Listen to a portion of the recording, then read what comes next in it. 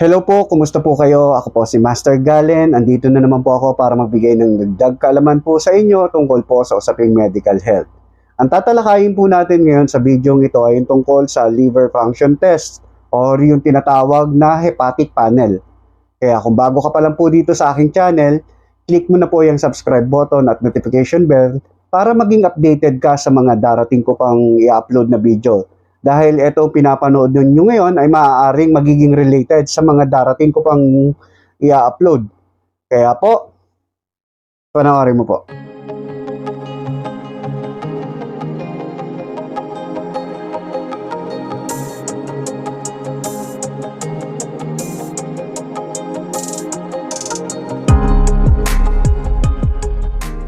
So, liver function test or also known as hepatic panel, no? Yan po ang tawag dyan. So, isinasagawa po ito para masukat yung function po ng liver ninyo at para ma-assess din yung problema ninyo sa atay or sa liver po natin. Ngunit alam nyo ba na hindi porke nagkaroon tayo ng abnormal result dito sa test na ito ay nangangahulugan na sira na ang atay natin or yung mga biliary tracts po natin, no? Hindi po ganon. Dahil po maaaring mag-elevate din to ng kaunti na panandalian lamang o temporarily o minsan transient lang at ito ay nare-resolve din naman within few weeks, no? Maaari din kasing tumaas ito pero ang problema natin wala sa liver. So talakayin muna po natin yung dalawang major function ng ating liver.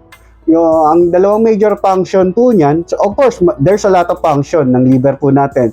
Pero itong dalawang major function po niya ay yung kakayahan niya na mag-produce ng blood plasma protein, no, na tinatawag na albumin sa coagulating factors. So, nire-release po yan ng liver natin at sumasama po yan dun sa sirkulasyon po natin. Kaya pag tinitest po yung dugo natin, nakikita po yung level ng specific protein na yon. So yung albumin po, ang normal value po niyan ay 40 to 60 grams per liter. So pag mababa po ang result niyan, maaari pong may problema tayo sa atay.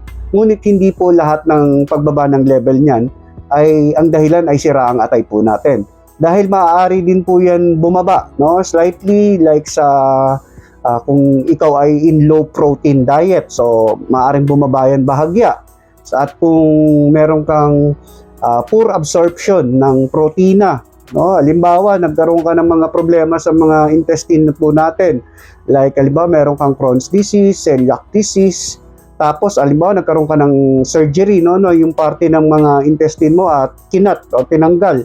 So, maaaring magkaroon ka ng poor absorption yan ng protein, tapos po, bababa yung level ng albumin mo pag tinest po yan. O kaya naman po may mga parasite or infection ka dun sa intestine mo.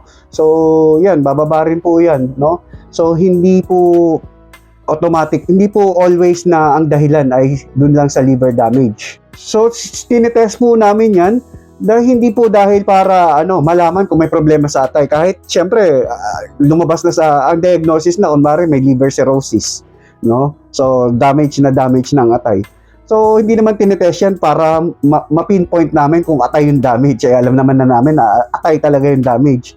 No? So, sinusukat po yan, yung albumin, para lang ma-monitor, no? Kung paano na nagpa-function yung liver, no? Or kung ano ng status. Halimbawa, so, nag-undergo ng mga medication, no? Ginagamot na. No? So, pag nag-improve po yung level niyan, ibig sabihin, nag-improve din yung status, nagiging effective yung gamutan. No? So, ganun po yun. Saka bumababa rin po yung level ng albumin sa dugo natin kung nagkakaroon tayo ng abnormal na protein loss sa ihi natin, no? So usually nangyayari yan sa may mga problema sa kidney, no? Syempre, yung kidney po natin dapat hindi lulusot yan ng mga protein dahil large molecules po yun. So kung hindi na nagpa-function ng maayos yung kidney natin, so maaaring sumama po yun dun sa ihi natin yung mga protein na yan, yung mga albumin. So, magiging pag tinest po tayo sa dugo, mababa po yung result niyan. Tapos naman po, tinitest din natin dyan yung blood coagulating factors po natin, no? So, yung coagulating factors natin. So, yan, ang tawag po dun sa test na yon ay yung prothrombin time or yung ProTime natin, no? So, yan po yung normal na time frame para mag-clot po yung dugo natin. no? Kasi hindi naman po pwedeng hindi magklat yan. Di kasi kung hindi magkaklat yan, di severe bleeding ang mangyayari po sa atin. So then ang normal value po ng prothrombin time po natin ay nasa 10.9 to 12.5 seconds, no? So kung may problema po tayo sa atay or may damage yung liver po natin, so magiging abnormal po ang value niyan, no? Pag tinest po tayo. Pero nangyayari din po yan sa mga kahit walang problema sa liver, no? Halimbawa, meron kang bleeding disorders, no? May mga hemophilia ka, so maaring maging abnormal din yung value po niyan. Tapos, halimbawa, meron kang vitamin K deficiency. So, alam naman po natin na ang vitamin K po ay nakakatulong po sa clotting factors natin na maging maayos, no? So, pag may deficiency ka po dyan, magkakaroon ka ng bleeding, no? Ng severe bleeding na maaaring tumagal yung pag-clot ng dugo mo. At kung ikaw naman halimbawa ay gumagamit ng mga blood thinners, no? Kagaya ng heparin, warfarin, so maaaring maging mataas din po yung value niyan ng prothrombin time po natin. Ulitin ko po, hindi lahat ng abnormal na level ng prothrombin time natin ay dahil sa liver disease. So, yan po yung mga ibang dahilan kung bakit maaaring maging abnormal yung result ng prothrombin time po natin. At isa pang major function ng liver natin ay yung mag-produce ng bilirubin. No? Ano ba tong bilirubin na to? Meron na po tayong video na ganyan. Tinalakay na po natin yung bilirubin na yan dun sa tinatawag natin na topic na jaundice. No? So, yan pong bilirubin na po yan. Ang normal value po niyan ay nasa 2 to 12 micromole per liter. So, maaaring tumaas yung value ng bilirubin natin kung may problema tayo sa liver. Pero hindi lahat na pagtaas ng level niyan ay dahil lang sa liver problem. So, maaari din mangyari sa some types of anemia, kagaya ng megaloblastic anemia or macrocytic anemia na tinatawag. Tapos, yung meron tinatawag na autoimmune hemolytic anemia. So, maaari din pong tumaas yung level ng bilirubin po natin, no, sa dugo. So, pag nangyari po, mataas ang level ng bilirubin natin sa dugo, what will happen? Mangyayari po, maaaring manilaw ang ating mga mata, pati na ang ating mga skin, no? So, yan po ang nakikita sa may mataas na level ng bilirubin, no? Ang tinatawag na hyperbilirubinemia. Tapos po, meron tayong meron tayong limang liver enzyme, no? So, yung liver enzyme po na yan, nagli-leak po yan doon sa dugo natin pag nagkakaroon tayo ng hepatocellular damage, no? Ang ibig sabihin, kung halimbawa yung mga cellula natin sa atay, no? Marami tayong cellula sa atay, no? So, kung may cellula po tayo doon, tapos na-damage po yung cellula na yun, imagine mo, kunwari, ito isang cellula, no? Isang cellula, pero marami tayong cellula sa atay, na-damage yan, so, masisira. Lahat ng nasa loob niyan, magli-leak, pupunta po doon sa dugo natin.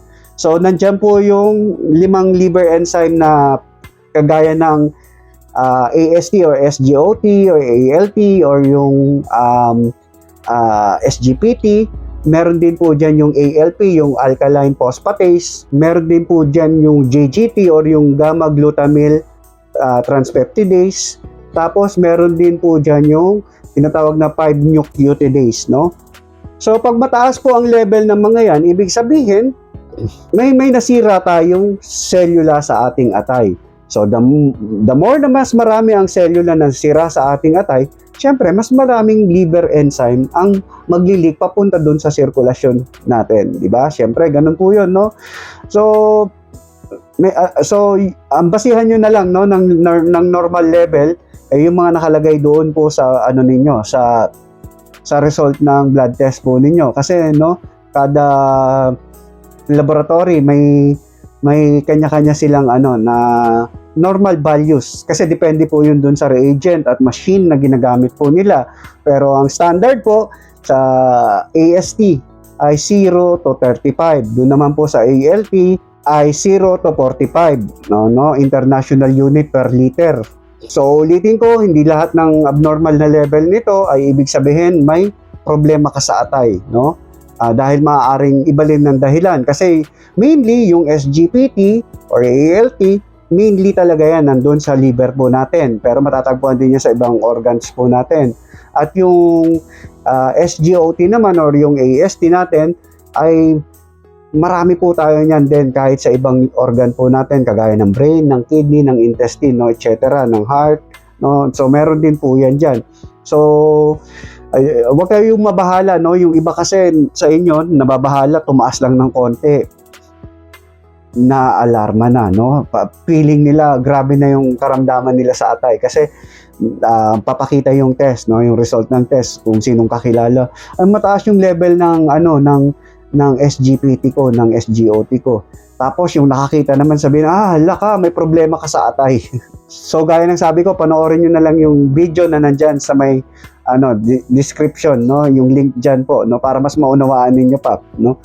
So maalarma po kayo kung ang level po ay napakataas na. Usually pag severe damage na, yung na talagang malala na like cirrhosis, mga ganon, or mga hepatic failure na mismo, no, maabot po yan ng 1,000, no.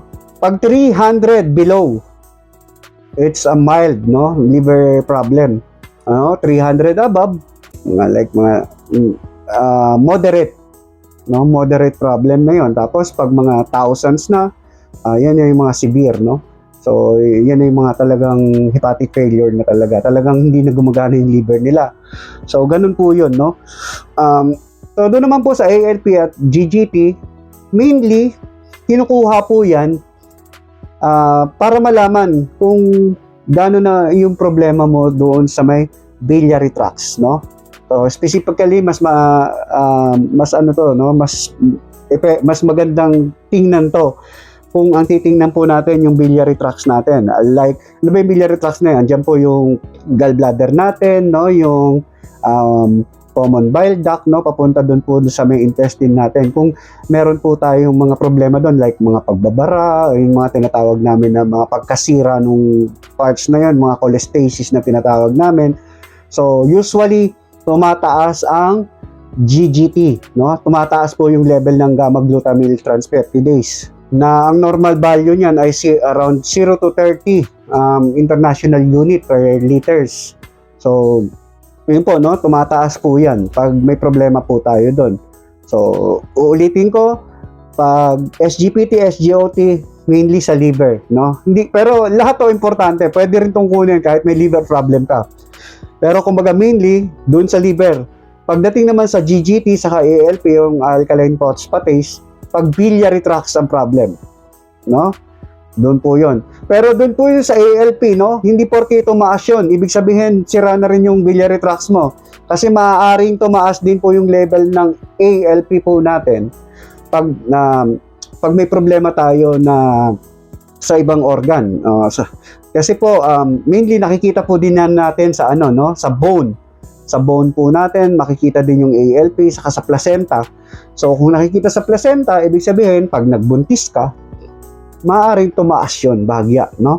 At kung halimbawa, may mga bone disease ka, na-fracture ka, or kung ano pa man ang dahil pagkasira ng buto mo, may osteoporosis ka, so tataas din po ang level ng ALP mo. So, maaaring wala kang problema sa atay, pero mataas yung ALP mo. So, hindi ibig sabihin may problema ka sa atay pag tumaas yung ALP, no? So, gaya ng sabi ko, matatagpuan yan sa mainly din sa sa bone saka sa placenta. So, tumataas din ang level niyan pag meron tayong cancers, tapos meron tayong chronic renal failure, tumataas din yan pag may congestive heart failure. So, tumataas din yung ALP. So, ito lang po ang maikling talakayan po natin tungkol dito sa test na to, yung liver function test or yung hepatic panel. So, I hope nagkaroon kayo ng konting idea or dagdag kaalaman tungkol dito sa liver function test, no? Para magsilbing gabay na to sa inyo. Paalala lang po uli, ito pong video ko mga ginagawa ay gabay lamang, no? Ugaliin nyo pa rin na kumonsulta sa inyong mga doktor para mas masuri kayo ng maayos at nang sa gayon, malapatan kayo ng tama at maayos na lunas. Ito po uli si Master Galen. Kita-kita po ulit tayo sa next video. Paalam.